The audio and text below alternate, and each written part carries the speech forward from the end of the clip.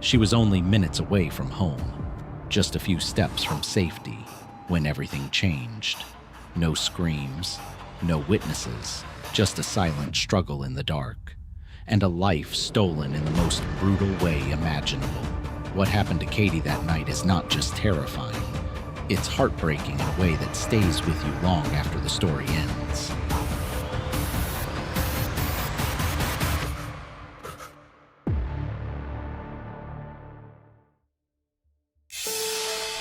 As we drove up, as I glanced over, I saw what appeared to be a body. She was in a body bag, and they folded back the top, and it was her. And it was awful.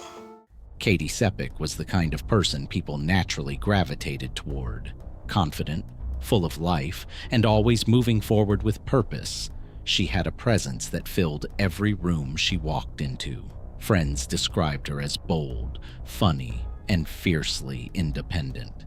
She knew what she wanted, and she went after it without hesitation. At just 22 years old, she was preparing to take the next step in her life, planning to begin graduate school and build a future she had worked hard to earn. That Labor Day weekend in 2003 was supposed to be a break, a chance to relax, spend time with friends, and enjoy the moment before everything changed. Katie had been dating Joe Bischoff for several months, and although their relationship had recently been strained, they decided to put their issues aside and enjoy the weekend together. The night started like any other. Bars were crowded. Music was loud. Drinks kept flowing. Katie, Joe, and their friends moved from one place to another, laughing, dancing, living in the moment. Eventually, they ended up at a crowded house party where dozens of people filled the space, and the night stretched deep into the early morning hours. At first, everything seemed normal, but then something shifted. Katie saw Joe kissing another woman. The atmosphere changed instantly. What had been a fun night turned into an emotional confrontation. Words were exchanged. Tension rose. And just after 3 o'clock in the morning, Katie made a decision that would change everything. She walked out, alone. She didn't take her phone. She didn't grab her purse. She didn't even take her keys. Everything she owned was left behind. She simply stepped into the dark night and started walking.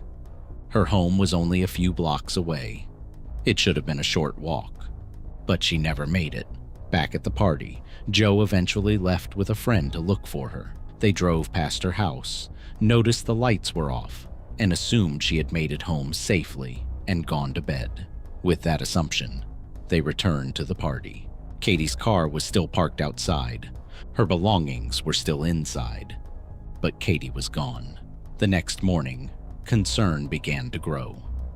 When Katie didn't respond to calls, her housemate Tracy started reaching out to everyone she could think of. No one had seen her. No one had heard from her. Something wasn't right. As hours passed, worry turned into fear. Tracy returned home and checked Katie's room. Everything was exactly as it had been left. There were no signs that she had come back that night. No movement, no noise, nothing. Calls were made to hospitals, police stations, anywhere she might have ended up. Nothing. That's when the realization hit. Katie wasn't just missing. Something had happened. Police arrived and began examining the area around the house. Almost immediately, they noticed something disturbing. A single sandal lay on the ground. Nearby, the screen on a back window had been torn. The gravel beneath it was disturbed, as if someone had been dragged. This wasn't a disappearance. This was a crime scene. At the exact same time, miles away, in a remote desert area east of the city, 2 hunters made a horrifying discovery. A body. It was a young woman, partially clothed, burned, left exposed in the open desert. Tire tracks nearby suggested she had been dumped there. When Katie was officially reported missing just hours later, investigators quickly connected the 2 scenes.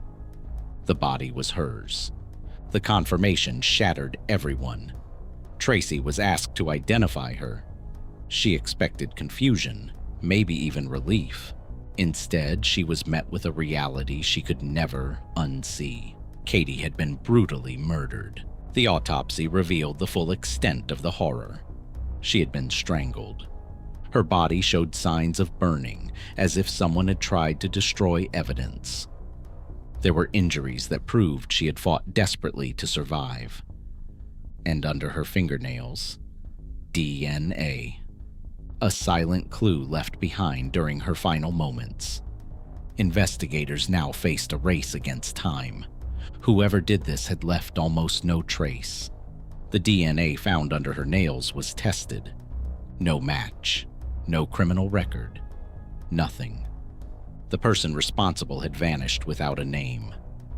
Attention quickly turned to Joe. He was the last person known to have seen her. He had argued with her.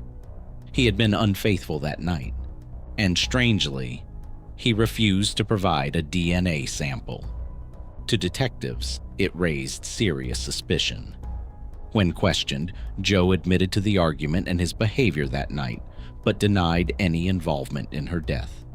He claimed he had simply been drunk, careless, and unaware of what had happened after she left. But his actions didn't match his words. He avoided further questioning. He left town. He hired a lawyer. To many, it looked like guilt. The investigation stalled. Weeks turned into months. Months turned into years. No answers. No justice. Just grief. Then, a strange lead emerged. In another state, a woman had survived a terrifying attack. She had been abducted, assaulted, burned, and left for dead in a remote area. The similarities were chilling. For a moment, investigators believed they had found a connection, but DNA testing proved otherwise. Different attackers, different crime, another dead end. Time passed. The case grew colder, but it was far from over. 9 weeks after Katie's murder, something happened that would quietly change everything. A man broke into the apartment of 2 college students. Armed with a knife, he prowled inside while they hid and called 911. Police arrived just in time and arrested him. His name was Gabriel Avala. At the time, he was charged and eventually convicted for burglary and assault. But no one knew. He was also a killer. Years later, while serving his sentence, Gabriel was required to submit a DNA sample. That sample was entered into the system, and suddenly, everything changed. It matched. The DNA found under Katie's fingernails belonged to him. After years of uncertainty, investigators finally had their answer. Gabriel Avala had murdered Katie. When confronted, he confessed. He told detectives that he had encountered her while driving that night. She had been walking alone, trying to get into her house without her keys. He offered her help. She refused, but he didn't leave. Instead, he attacked her.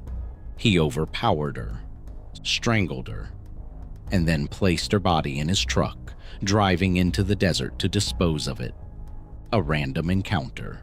A senseless act of violence. A life taken for no reason. In court, Gabriel pleaded guilty to first-degree murder, kidnapping, and evidence tampering. He was sentenced to decades in prison. But for Katie's family, justice didn't feel like closure, because nothing could undo what had been done. Instead of letting grief consume them, they chose a different path. They turned their pain into purpose. At the time of Katie's murder, DNA was only collected after a conviction, not at the time of arrest. That meant dangerous individuals could slip through the system undetected. Katie's family fought to change that. Their efforts led to the creation of Katie's Law, a law requiring DNA collection from individuals arrested for serious crimes. A law designed to prevent tragedies like this from happening again. Today, that law has helped solve countless cases. It has identified criminals, protected innocent people, and given families answers they might never have received. But behind every statistic is a story. And behind this law is Katie, a young woman full of life. Taken too soon, her family still carries her memory every single day. Not just in grief, but in action. Because her story didn't end in that desert. It became something bigger, something that continues to save lives. And maybe that's the most heartbreaking part of all, that a life had to be lost for change to happen. Katie walked out into the night thinking she was just going home. She never knew that someone was watching, that danger was waiting, that her story was about to become one the world would never forget. And as you sit here listening to this, remember this. Sometimes the scariest crimes don't happen in isolation. They happen in ordinary moments, on quiet streets, just steps away from safety. Because evil doesn't always announce itself. Sometimes it just appears.